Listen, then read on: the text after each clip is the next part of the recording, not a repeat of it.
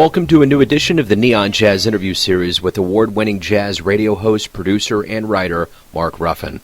We had the honor of speaking at length with him about writing in jazz in early January 2021. Namely, he opened up about his latest 2020 book, Bebop Fairy Tales, a Historical Fiction Trilogy of jazz, intolerance, and baseball. It's a book full of tales and true-to-life stories immersed in the jazz ethic, dressed in the peculiar garments of racial nuances in America, and reflections on that most uniquely American pastime of baseball. It's really come out during a very unique time in American history. Mark is originally from Chicago, and music has always been a comfort for him, and it's been his world, and he's treated it well. His talents have been all over the mediums of TV, radio, and beyond. His stories and insights are deep and very needed in this world of ours. Enjoy. Hey, it's an honor to speak with you. I've been a big fan. I love the book. I love what you do. You're a ray of light, and not only in the world, but in the world of jazz. It's wonderful to talk to you. Thank you, man. The one thing that I find interesting with this book, and there's so many aspects of this that I want to talk about, but I always find the backstory interesting. And I did read and hear at one point that this was a long, long process for you. So first and foremost, talk to me a little bit about the backstory and how long this took to actually get to fruition where you saw a printed copy in your hand. Joe, man, first, thank you for having me. You know, the process, that's a two-part question and a very long answer. From the time I got the idea until I had a book in my hand was 17 years, okay? Wow. And by the idea, I mean the idea to make a book of short stories. The stories themselves are an offshoot of when I fell in love with screenwriting, which was maybe 15 years before that. So really, it's like a 30-year process since I fell in love with screenwriting. And that story goes, you know, I've been so fortunate, man. So many people hear me on radio and tell me how, you know, I seem to have this encyclopedic mind, but it's from osmosis, from the time I was a kid. My folks had a record store. Music has always protected me. I mean, I can give you so many examples of that statement. Music has always protected me. And so growing up and falling into radio and music, it was just an offshoot, an extension of my whole life, man, really. So I always say with the book, I didn't really learn what I wanted to do in life until I fell in love with screenwriting. Because I mean, I've been so blessed, and music is just a natural extension. It truly is. And I'm so blessed to have it. And I'm so blessed to, I think, you know, people think they have a purpose in life. It took me a long time to figure it out, but I think my purpose here is to disseminate American culture or music, you know. Okay, so that aside, when I fell in love with screenwriting, I fell really hard. I taught myself. There's these great self-help books. Sid Fields is the self-help guy. I wrote 4 screenplays in 7 years. Managed to get one to Spike Lee through my contacts with Terrence Blanchard. And my problem once I fell in love with screenwriting was I love history. I love all kinds of history. I love baseball history. My kid, who is a lieutenant colonel in the Air Force, he graduated from Air Force Academy as an aeronautical engineer, but his minor was American war history. He got that from me. When he was a kid, man, I was studying World War II. I know American war history. I know baseball history. I know music history. So when I fell in love with screenwriting, it was nothing but history. Spike's people were the first to tell me movie studios or movie people, black companies and independent companies can't do period pieces. They cost money. And I beat my head up against that 3 times, 3, I thought, great scripts. My first script was Fats Waller being kidnapped by Al Capone. It was called Cash for Your Trash. The third script, I was also in a great group, and by the third script, they told me to write something about myself. I did. I really didn't like it, but through a fluke, I sent it to Sundance, the Sundance screenwriting competition. And in 2003, I was a semifinalist, which sounds like a really big deal, but it just means I made the first cut. You know, they went from 5,000 scripts to 50, and I was in that 50, but I didn't make the next 5. But My friend, who is an actor, Malcolm Jamal Warner, says I had a Robert Redford CN Agent Free card.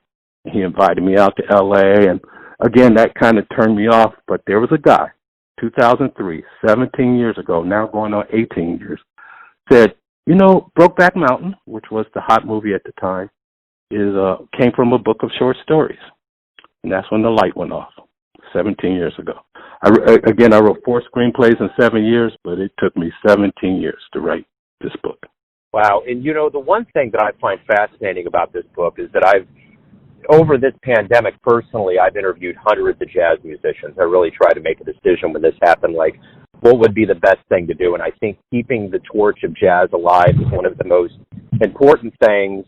And what I discovered, and what I've been surprised, I think, by a lot of people, there's people that aren't, is how much has transpired in this country and how many things we thought were settled, but how many things have not been settled, and how your book addresses so many of those issues, like race and the culture war and all of these things that we have all of these hang-ups about in this country. And your book, you know, I think a lot of musicians say it's a weird time because it's during a pandemic, but I find your book comes out during a very opportune time where these conversations, these notions, these things need to be examined and healed.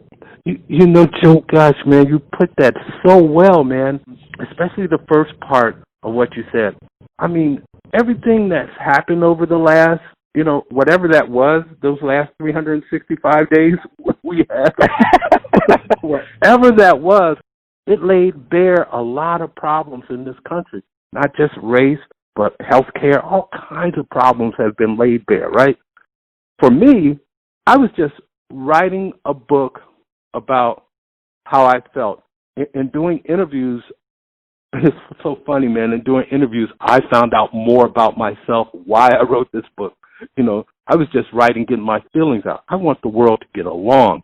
The fact that I got it done in this time when we're having this reckoning on race and class and gender issues, it's just profound luck. I don't, you know, they say luck is part, you know, being prepared.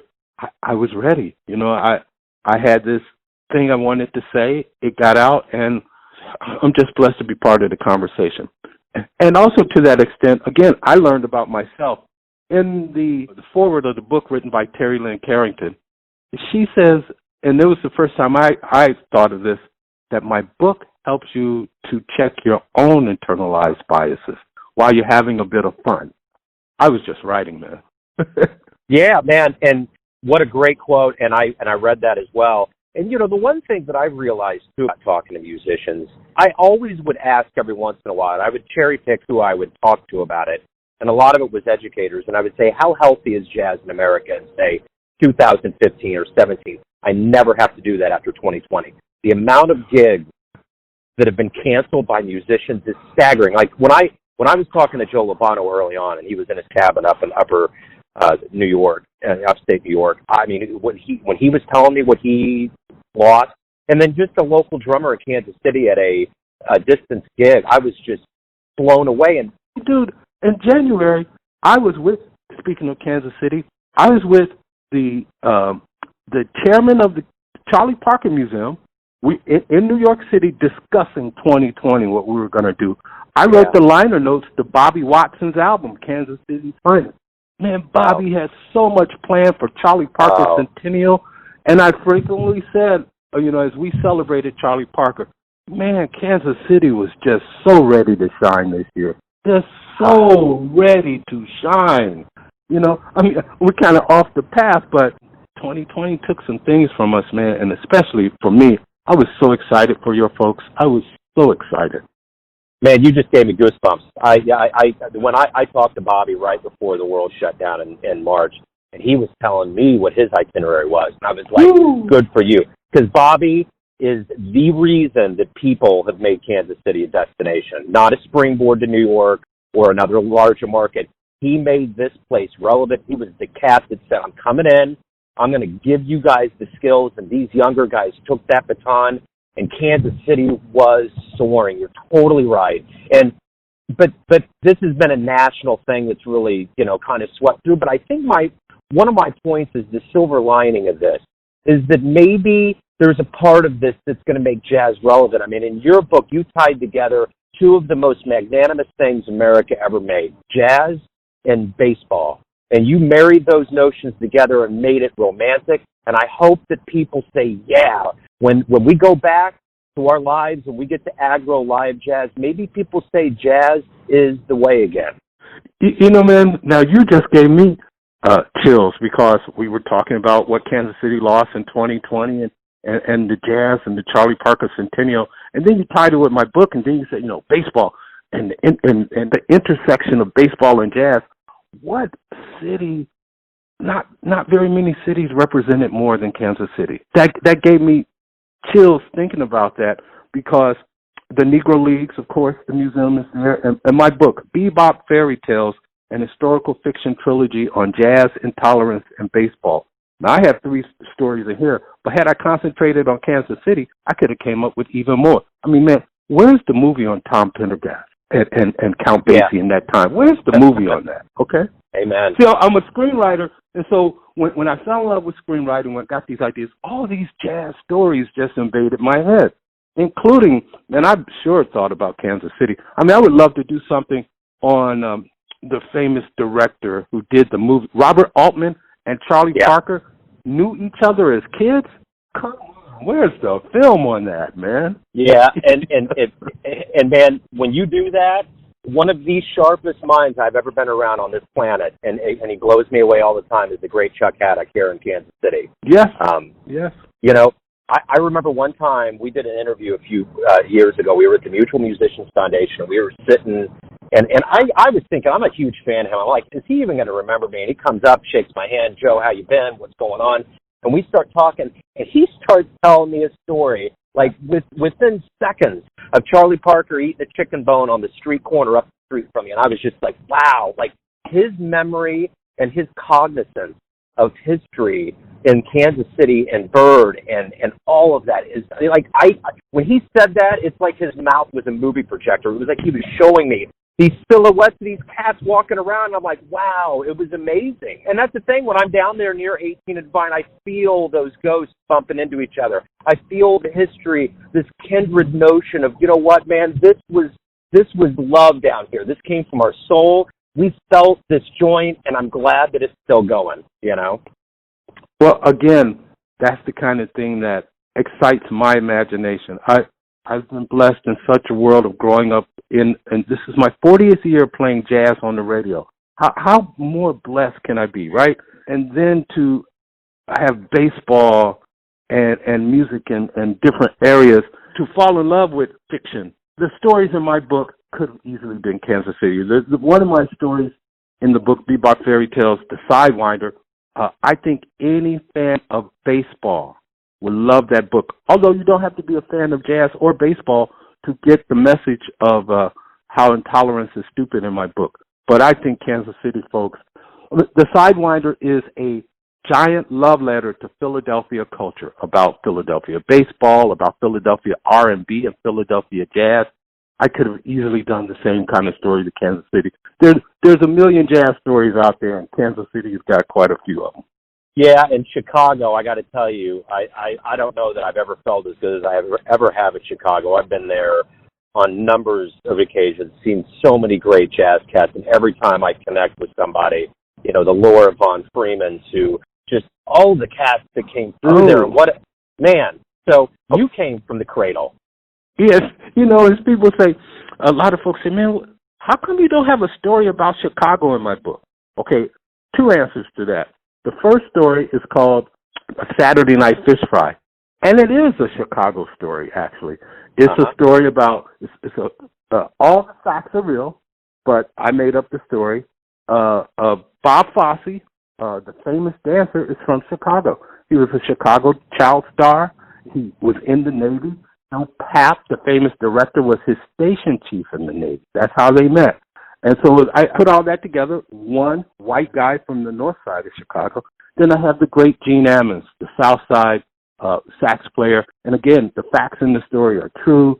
His father was one of the first great big jazz stars ever. He was in the Billy Eckstine band. And the story is about how these two guys from Chicago get in these two very wild parties in New Orleans. The story being Gene Ammons had a fight with Billy Eckstine. Billy Eckstine, the first bebop band, and he got left in New Orleans and ended up meeting Bob Fosse. So it is, there's a lot of Chicago in my story. I talk about in that story about how Bob Fosse once danced with a black woman at the Green Mill back in the day. And the Green Mill, famous jazz club in Chicago, over 100 years old. It was back then. And I pulled that fact from a book and from a talk with his ex-wife, Gwen Verdon.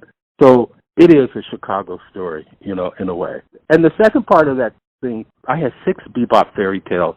I had one, Joe, you would have loved. It was about it was a science fiction story about the 23rd century. A long-lost relative of Von Freeman on Mars rediscovers him and finds a cousin on the moon, which is a satellite of Earth. It was a wild story. But it's beautiful. Yeah. Yeah, that's like Bradbury meets jazz meets American folklore. That's wondrous. Yeah. Totally. What's really funny, you say Bradbury, he inspired it. I worked for the Steppenwolf Theater for a season when they had this incredible series. Like they had Kurt Elling with his wife do dance, and they had Gwen Verdon, Bob Fosse's wife, who inspired this story. And one of these traffic themes was Ray Bradbury doing something, and he kind of inspired the Von Freeman story too. So I love it, man. It's funny. When I was reading this book, I interviewed Maxine Gordon because she was in Kansas City on March 12th. Okay, and this is profound, man. She signed my book on March 12th. I was at the Johnson County Community College before the world shut down, and I wasn't going to go. But Deborah Brown asked me, said, I really want to cover this event, and I love Deborah, and I love Maxine. I love the book. I just read it. So I'm there, and I get it signed. I remember walking out of that place, and I was like, how am I going to remember this? And I looked down, saw March 12th, and I contacted her recently, and I said, I will never get an autograph that will be more profound than this. It's funny you mentioned 2 women there I love. Man, Deborah Brown, another Kansas City jewel, okay? Another Kansas City jewel. And Maxine, who was one of the first people to read my book, and she went crazy, man. She loved it. I love Max. The one thing that she told me after all of the hundreds of interviews that I talked to people about, Joe Lovano put the first idea in my head about the birth of a new idiom. We're going through these racial and class unrest. We're coming out of what we're going to be called a viral war. And there's all of these things that are raw, and it could bring about a new idiom like bebop and just, things coming from the soul of these musicians that aren't commercial, but coming from deep down. And I asked Maxine about it, and she said, you know what? Maybe we don't need to be looking forward. Maybe we need to go back to Armstrong and New Orleans and the early practitioners. Maybe we need to study that a little bit more. And she was the first person out of all of those months of talking to people that said something that just resounded and resonated so well. And it makes sense. What do you think of that? Man, there's a guy from Chicago, NEA jazz master Joe Siegel. One of his trademark phrases was bebop, the music of the future. That was one of his trademarks. And that's kind of, I know Maxine thinks that way too.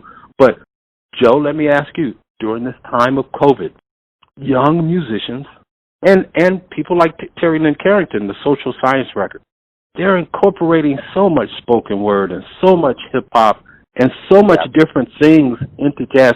I mean, do you think, like Mr. Lovano was saying, there's a new idiom afloat that could come out of this? So there's a lot of positive things coming out of this. Could that be one of them?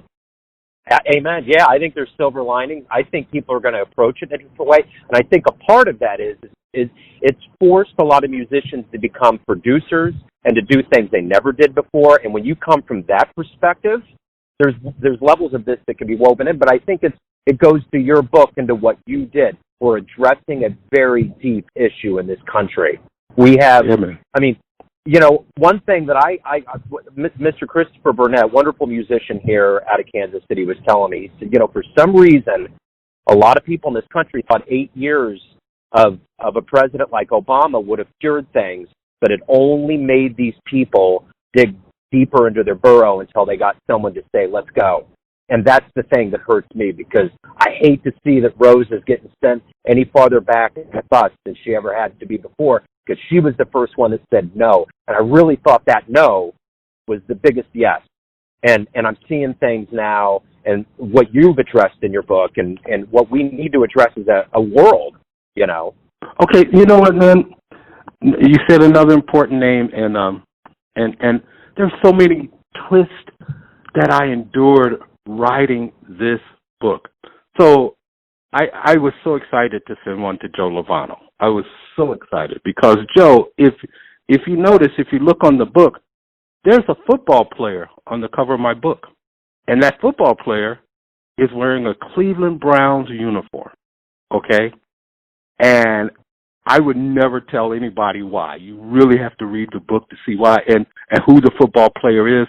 But he's from the 1964 Cleveland Browns team, and the 1964 Cleveland Browns team was very instrumental in civil rights in many ways, mostly through the efforts of Jim Brown. There's a movie coming out called One Night in Miami about Sam Cooke meeting Jim Brown, Malcolm X, and Muhammad Ali.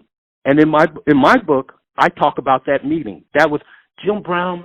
I mean, I can't say enough about what he did in '64 with the Cleveland Browns, and they are an integral part of my book. And I would never, I mean, the way the story happened and how the Browns got involved. No, I will tell you that how I got the Cleveland Browns involved.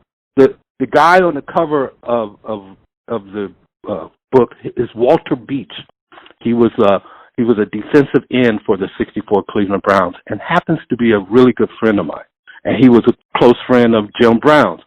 And so I'm doing research on this book. I'm telling my story. The Sidewinder is about a Jewish kid from one side of Philadelphia and a black kid from another side of Philadelphia. And it's about how the year 1964, and so many things happened in '64. Dr. King got the Nobel Peace Prize. Nelson Mandela went to jail. Muhammad Ali changed his name. In a 15-month period between the end of '63 and beginning of '65, Malcolm X, John Kennedy, Sam Cooke, all were shot and murdered. And all this is in part of this story in this book I had. But anyway, so but the main emphasis of the story is the 1964 Philadelphia Phillies, which baseball fans will know had one of the greatest collapses in history. So these kids loved that team. So there was a game, September 21st, 1964. The Phillies were just about to fall out of first place, and the Philadelphia Eagles were on the other side of town playing the 1964 Cleveland Browns, right? And many people at the game, in the football game, had their radios on listening to the baseball game because the Phillies were about to collapse out of first. And there was this huge baseball rally, and the crowd cheered loud at the football game, and no one knew what was going on. Then I realized, whoa, that's my friend Walter Beach and Jim Brown. Whoa, let me see how I can integrate. It was one of Walter Beach's best games in his NFL career. The coincidence just freaked me out, man.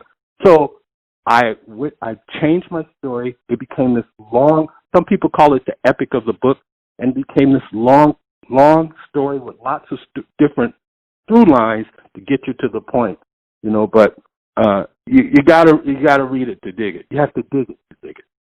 Totally, you do. So, you know, with that in mind, what do you see the revival as we kind of come out of this year and all of the things that are closing and all of the good and bad? What do you see the revival being here this year? Is it this year? That's one thing. That's the question. Year? You're right. Okay. Yeah. When is it? But if I had money, a lot of money, one of the first stocks I would buy airline stocks because I think they're going to just fly. and if I was an entrepreneur, I would open up me an art center somewhere because people are going to be hungry for it. I don't know what the change in theater and music and film is going to be. We got a lot of stories to tell, politically, health-wise, race. We have a lot of stories to tell, which should bring out a lot of music and art. You know, what it's going to be, Joe, I don't know. I hope it's a nice ride. I just think it's going to be a lot of it.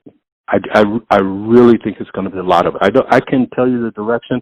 And then the other question is, but when? Is that the spring or summer of 22? Is that the fall of 2021? We don't know. Yeah. In the meantime, my book can get some folks through it, through it a little bit. Yeah. it did for me, and I think there's been a lot of books that I've kind of looked at that have kind of happened and transpired that have been very pivotal and very good for the psyche and to keep jazz alive. But I guess that's a part of my idea here too. Is that, do you think there's going to be a revival of jazz? Do you think there's going to be a level of people that are going to thirst for it in a very more profound, different way when we come back? I think there'll be more young people. I think there will be more young people. And I think, jazz is a spirit. Jazz takes whatever it is. It's a living organism. There you go. It's a living organism. And no matter where it is in the world, it recreates within that time and space, the period it's in, and it throws the art back at the people and come up with something different. And I mean, that may be confusing, but look at South African jazz. South African jazz is totally different from the jazz made in Scandinavia, which is totally different than the jazz kind of made in New Orleans. I think jazz is an organism, and that right now young people are discovering it and taking the elements of things they grew up with, and it's going to be different. I think this lockdown is just going to make it larger. That's my hope. That's my hope as well. So let me ask you this, just kind of to kind of go back in time a little bit. You have to be waking up every day having all of these wonderful ideas. Talk to me about your first radio gig. What was that like? How exciting was that for you to get your first radio gig? And you mean paid radio gig or the first time ever on the radio? Hey, man, I'm going to be raw with you now. I'm doing this without much, so just the first gig, the first excitement. Okay. Man, even how I fell into radio was different. I was a musician, man. I was in high school band camp with one of the greatest Kansas City heroes, Pat Metheny. He was in college. I was in high school. We were at the Illinois State Band Camp. I went to band camp with a lot of famous folks and was recruited by a lot of colleges as a bass player, okay? And I went to Southern Illinois. I was recruited by a guy at Southern Illinois University who convinced me to come there, a teacher by the name of London Branch, who fought with the school over jazz and classical. He got fired, and the classical guy came in, and he didn't like me at all. And I was thinking about transferring when I found out that Southern Illinois was a huge broadcasting school. It's like Missouri. University of Missouri is one of the strongest journalism schools. Southern Illinois is one of the strongest broadcasting schools. I was really fortunate to be there. I changed my major after seeing Stanley Clarke in Return to Forever. It was the Where Have I Known You Before tour. He was playing the song Vulcan Worlds. I'll never forget it. He did a run, and this bubble went off in my head. Man, I'll never get that. And I changed my major to radio and TV. And again, luck, man, music is protecting me. I took the classes. I went to the big public station. The commercial station at the school was a clique, and the black folks at the station only got the weekends, and that was a clique to get into. But the big public station at the school, the NPR station, took volunteers to help or do different things. And I walked in, man, and there was a bit of racism involved, and this guy said, you can't work here. You need a third-class license. I didn't know what that was. He gave me the book. I grew up Ruffin Records and TV. My dad was a full-time electrician at a steel mill, and he fixed radio and TVs on the side and brought people into the stores by selling records. Where that meant I heard records all day. I heard radio, record people. Smokey Robinson is the first person I thank in my book because he taught me. I fell in love with the English language because of Smokey Robinson. My dad, as we grew up, we would be the people who would troubleshoot the radios and TVs. He taught us all how to do it, how to check the tubes, do the voltage, all that. So when he got home, he would kind of know what was wrong with the TVs or radios. And when I got this book from this guy, man, I opened it up, and it was all the things my dad had taught me. I was like, wow. And that guy was so surprised when, after going to the FCC, a month later I came back, well, here's my license, what can I do? And gave me to a TA, and the TA was a really nice guy. He knew my interests. And one weekend, the jazz guy didn't show up. And or the jazz guy needed to. And they asked me, did I want to? And I was scared to death, man. But yeah, I wanted to. I was scared to death. And It was just one shift, and they told me that. But the reverberation with the click, the R&B click, they heard me. You were on the radio. You don't need to be over there. It was like, again, being prepared when luck fell in, and they felt a kinship that I needed to be with. Now, when I got my own show, I remember the first song I played. It was by saxman Azar Lawrence. It was on Fantasy Records. The song was called Gratitude. It was a cover of an Earth, Wind, and Fire song. Because I felt so much gratitude that I lucked up like that. And that moment, I'll just never forget that moment, my own show. Wow. I feel it now. And I never forgot the first song I played. And I'm still thrilled. 40 years later, I'm still thrilled when I go on the radio. That's exactly what I was going to ask you. Is that thrill, like, always still pulsing through you when that on-air sign goes on? Oh, man. Actually, Joe, I can't wait till I'm not a program director anymore, and I could just go in and do the show, you know. And I tell you, people, man, people don't know of what I've gone through with a corporation and how work for a corporation is totally different from public radio. And now with Alexa, I can you could say, Alexa, play whatever radio station it is. And I've been going around listening to public radio stations, man, and I'm so jealous of the freedom you guys get. And, and I know about the insecurity of that situation, too. It's a give and take, but it's still a thrill. Well, I guess the thing about what you're really talking about is freedom. And every time I ask a jazz musician, why do you love jazz, that's the number one answer. And I think that's being a practitioner and a lover of this craft is you have to really love the freedom. And that's what you hear with a lot of these programs, because I do the same thing. I'm going to WBGO, KCSM. I'm getting on there, and I'm just listening to how they undulate and how they kind of go. Like, for instance, my first song for 2021, because my last song was emotional. It took me a long time to get through it. I was in tears half the time because I basically did an audio journey of this year, and it was rather magnanimous with just the voices, and it was good. It was good tears, but it was looking back on this tumultuous time that took a lot out of the human race. It was a very, very toll-driven thing. So my first song this week is going to be Bill Evans' Peace. I'm going into it, and I want to undulate that piece. Yeah. You can follow that with Peace by Horace Silver. Totally. In fact, I will totally do that, because I think we need to start out this journey with something that's sane and beautiful, because we've all gone through the surreal insanity of this last year. I guess one other question I have for you, and I know you're probably on a timetable here, but I just want to know from you, and I ask this a lot, what is it about jazz that you love? What if you really just dig down and you ask yourself, why do I love this thing that brings me so much joy? What would your answer be? You mean besides the one you just gave, freedom? You mean besides freedom? Maybe. you know what, man? My wife just said to me the other day, she loves watching me listen to certain people solo. Man, Dexter Gordon, speaking of Maxine, Dexter, the way he would quote a song, whether it's a Disney song or a shave and a haircut, I mean, there's no telling what Dexter, or Monty Alexander, man, there's so much humor and joy in Monty Alexander's playing, Or you talk about Peace. Bill Evans, oh, come on. I mean, it's such, Joe, you don't have to say anything when you play Peace to open it up. You give your opening line, and Bill Evans says the rest. It's the joy, it's the message. Another great example I have of that, I happen to have had the incredible pleasure of seeing the Pat Metheny Trio a couple of weeks after the guy who's leaving the office was elected. It was like a couple of weeks after the inauguration. And at the time, Pat had this trio out, but they were all playing his hits from the group. And if anybody missed that tour, that's amazing. If you're a Pat Metheny group fan, and to see him break it down with a trio, oh my God, that was amazing. Him, Linda May, and Antonio Sanchez. But at the end, there was this great big standing ovation.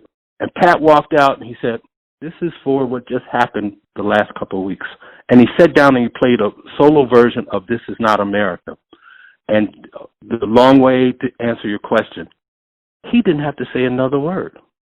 Peace piece. Bill Evans, you ain't have to say another word. The way Monty Alexander makes me laugh when he does either something from the Islands or Dexter Gordon quoting Bugs Bunny, or a Disney film.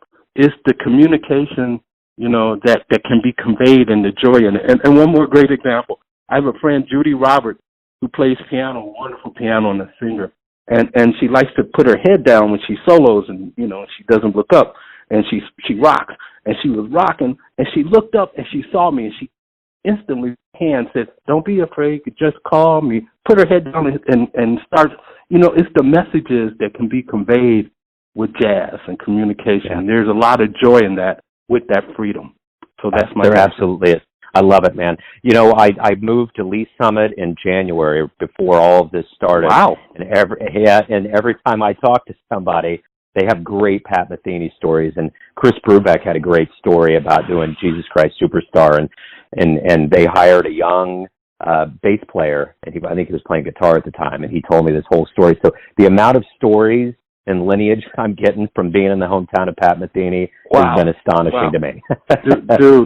Dude, I am an original Pat head because, like I said, I was in high school band camp in 1973 or 72. In one of those years, he wasn't even signed. I saw him, Gary Burton, there's Bobby Moses, Gary Burton, Mick Goodrick, and Pat. And it was just so amazing watching this young kid every night. And then one of the ways I got one of my first radio jobs at WDCB, the program director was the second Pat head I ever knew. And the fact that I was so familiar with him, he was like, music, we speak to each other. And Lee Summit, is there a museum there yet? Not yet. No, they got a sign right there by the Amtrak, and they will. It'll happen. Oh, yeah. Wonderful talking to you, man. And I wish so much love for Kansas City. I really, really do. Thank you. And I wish the same for you and for this year. And as we go on, I'm a big fan. Thank you. It's been a joy, man. Thank you. Bebop Fairy Tales and Historical Fiction Trilogy on Jazz, Intolerance, and Baseball. Thank you, Joe. Thanks for listening and tuning in to another Neon Jazz interview, where we give you a bit of insight into the finest writers and broadcasters and players in Chicago, Kansas City, and spots all over the world, giving fans all that jazz. And thanks to Mark for being a beacon in the jazz world and for all of that creativity that we dig the most. If you want to hear more interviews, go to Famous Interviews with Joe Domino in the iTunes Store. Visit neonjazz at youtube.com, and for everything Neon Jazz all the time, go to the neonjazz.blogspot.com. Until next time, enjoy the jazz, my friends.